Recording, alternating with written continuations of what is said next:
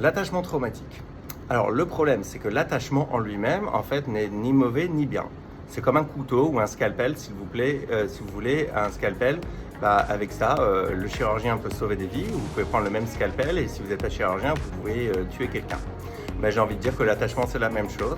C'est ce qui fait de nous des êtres humains. C'est la différence entre nous et les animaux, par exemple. Et ça fait des choses magnifiques. L'attachement fait qu'on a envie de fonder des familles et on a envie de bien faire le job avec nos enfants, etc., etc. Ça nous permet de développer des relations, quand elles sont saines, qui sont très bien. Toutefois, l'attachement traumatique, c'est aussi ce qui fait l'attachement, en tout cas, quand il est mal calibré et qu'il est traumatique. Donc, malheureusement, dans ce cas-là, il est perverti et il va nous inciter à développer et à rester dans des relations qui nous font du mal. Donc, la différence entre Rocky et nous, si vous comparez l'être humain et les animaux, c'est que les animaux vivent dans un monde binaire, black and white. Le monde des êtres humains, par contre, est beaucoup plus complexe. Il est même pas 5D, il est multi-D, il est 5000D. Pourquoi? Parce que pour l'être humain, les choix sont guidés non seulement par la raison, mais par l'attachement. Donc l'attachement vient tout foutre en l'air, malheureusement, ça complique tout. Et c'est ce qui fait que le cœur a ses raisons, dit-on. Sauf que des fois, elles sont très mauvaises, mais passons. Qu'est-ce que je suis en train de vous dire? C'est que malheureusement, l'être humain, imaginons qu'il soit dans un labyrinthe où il faut choisir entre aller à droite ou aller à gauche. Si à chaque fois qu'il va à droite, il se prend de l'électricité, ChatGPT lui dirait, ou la raison, lui dirait qu'il faut dorénavant aller à gauche. Si jamais nous étions intelligents comme Rocky, nous n'aurions pas besoin de thérapie, puisqu'il suffirait qu'on fasse une liste, que je vais d'ailleurs vous encourager à faire dans l'exercice pratique, de toutes les personnes qui sont toxiques dans notre environnement, et il suffirait qu'on les vire de notre vie. Et dans ce cas-là, ce serait très simple. Toutes les personnes toxiques ou nocives ou qui nous rabaissent ou quoi que ce soit seraient en dehors de notre vie et donc ne pourraient plus nous faire du mal. Sauf que malheureusement, nous ne vivons pas dans le monde de Rocky et que les choses pour nous sont multifactorielles. Il y a plein de facteurs qui rentrent en compte et qui compliquent les choses. Par exemple, je suis un élève et donc j'ai un méchant professeur de maths, par exemple, qui m'humilie devant le reste de la classe.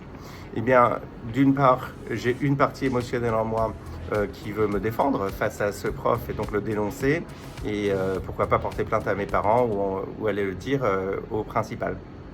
Mais malheureusement, il y a aussi une autre partie émotionnelle en moi qui veut obéir parce que mes parents m'ont appris qu'on obéit aux adultes et que les adultes ont toujours raison et qu'il faut fermer sa gueule. Il y a aussi une autre partie de moi qui veut que ce prof de maths que j'admire par ailleurs, même s'il est arrogant, qu'il soit fier de moi. Donc le petit garçon en moi veut se soumettre à la maltraitance de ce prof de maths pour obtenir son admiration ou sa validation. Et puis il y a aussi une autre partie émotionnelle en moi qui ne veut pas être humiliée devant les copains, mais il y en a peut-être aussi une autre qui a appris à ne pas faire de vagues, parce que dans ma famille, on m'a appris qu'il fallait se taire, même lorsqu'on souffre, pour pas causer de problème aux autres. Et puis, il y a peut-être encore une autre partie émotionnelle en moi qui ne veut pas attirer des problèmes à mes parents. Parce qu'imaginons que mes parents soient psychologiquement instables et qu'ils soient en instance de divorce, je ne veux peut-être pas trop leur créer de problèmes. Donc, j'ai envie de me taire. Donc, vous voyez, je suis un peu comme un carrosse, si vous voulez, avec 6 chevaux. Il y a un cheval qui se barre vers la droite, l'autre vers la gauche. Il y en a un qui va devant, l'autre qui va derrière, l'autre qui tourne au rond, il ne sait pas quoi faire. Et ça devient un grand n'importe quoi. Voilà la vie d'un être humain. Il est appelé à décider s'il va aller à droite, à gauche, devant ou derrière. Et en fait, il est partagé entre plusieurs parties émotionnelles qui défendent des intérêts différents, voire incompatibles, en fonction de l'attachement.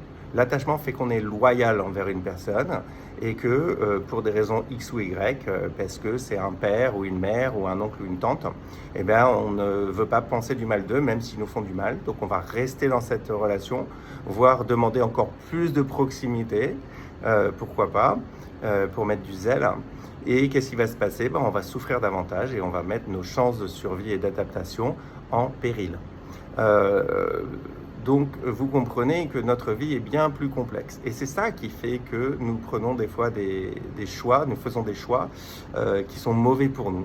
Et malheureusement, Une étude a été faite par l'Institut Kaiser aux États-Unis, qui est en gros une des plus grandes mutuelles de santé aux États-Unis.